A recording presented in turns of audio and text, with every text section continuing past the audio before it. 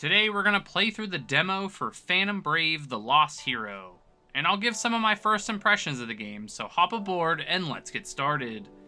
Our journey opens up with a recap of our heroes Marona and Ash as they briefly explain the events of the previous game, and we learn about how Marona is no longer considered an outcast and people love and respect her now.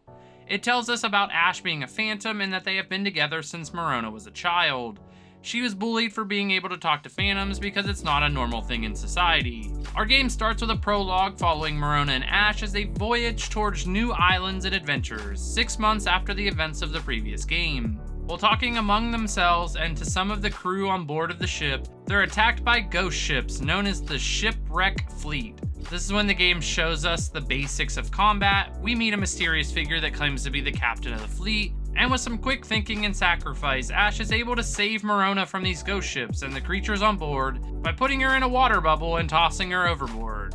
The screen turns to black and we find Marona lying on a beach.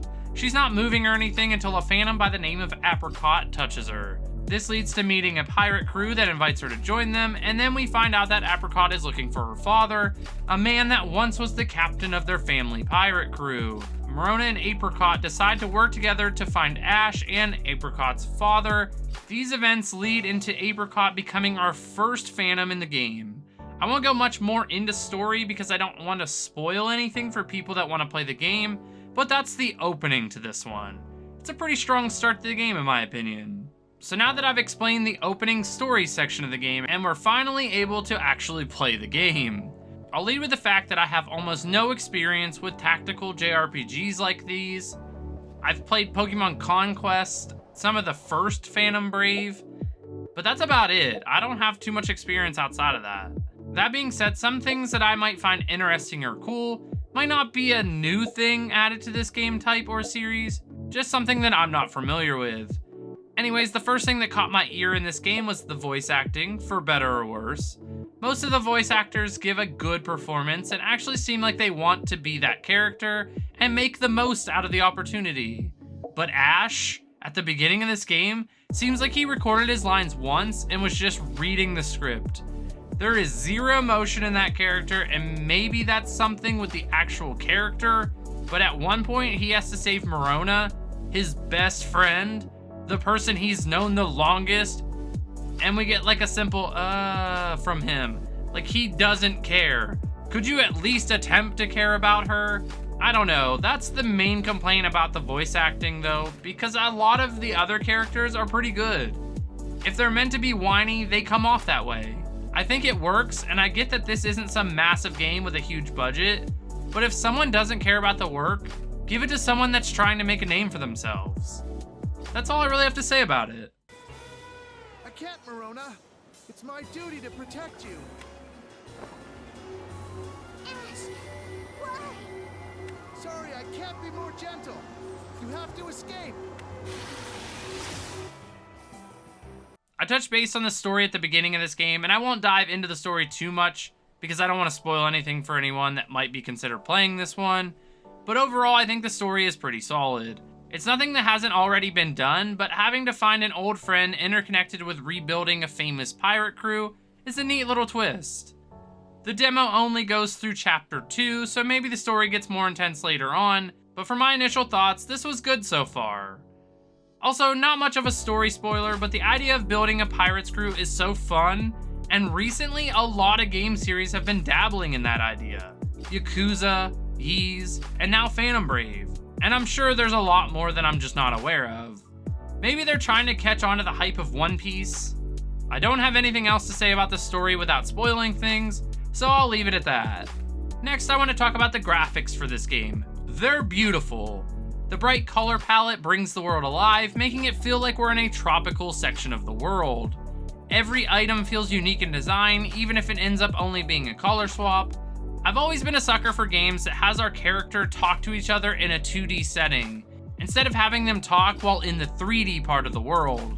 It gives a more detailed perspective for each character, and it gives the designer that added freedom to add in details to each character that we wouldn't get to see otherwise. Speaking of design, so far I love them. Each main character feels different and has those small details to make them stand out from one another. If you haven't noticed, I really like the graphics in this game, and I think they made a great decision going with the design they did. Now for the meat and potatoes of this first impression, because the beginning doesn't shy away from battles teaching you how to play the game. Plus, we can redo battles to get missed treasure chests or just to grind some levels. I'm assuming later in the game this might become important, but for what I played, I was keeping my levels above the enemies as it was, so I wasn't really worried about the grinding. If you don't know, this is a turn-based tactical battle system. Characters take turns moving around a fixed map, and they can attack after they move as long as their attacks are in the range of the enemy. This seems simple at its base, but there's a lot to the combat that adds that sense of strategy. Since our main character Marona is the only one that can confine phantoms to objects on the battlefield, she can't be taken out or we lose the fight.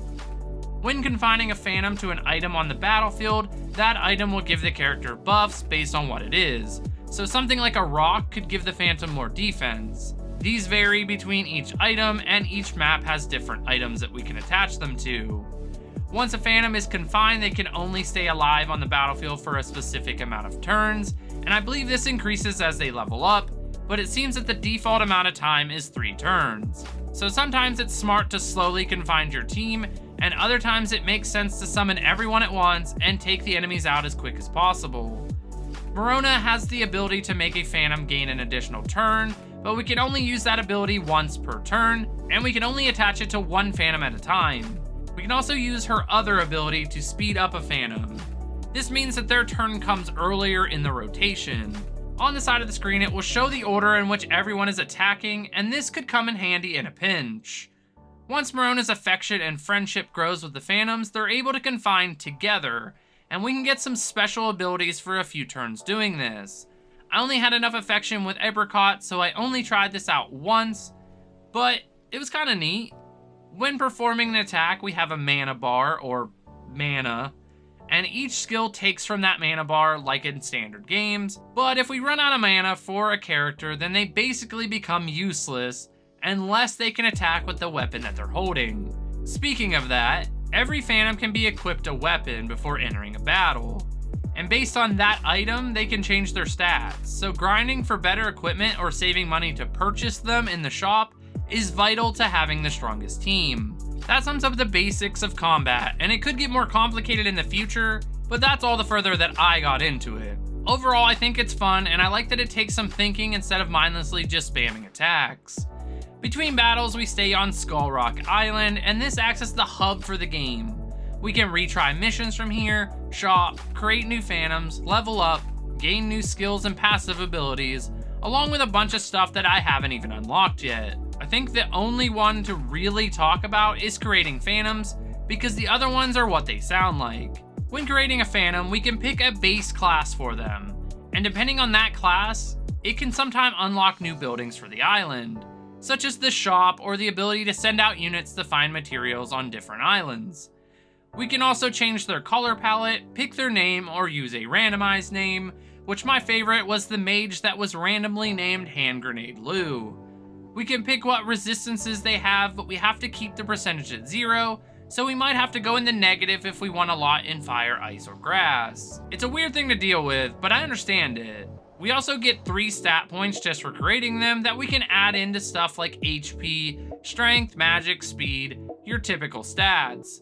Each class will have their own stats generated beforehand, but this gives them an extra boost. I think that covers the gameplay for this game.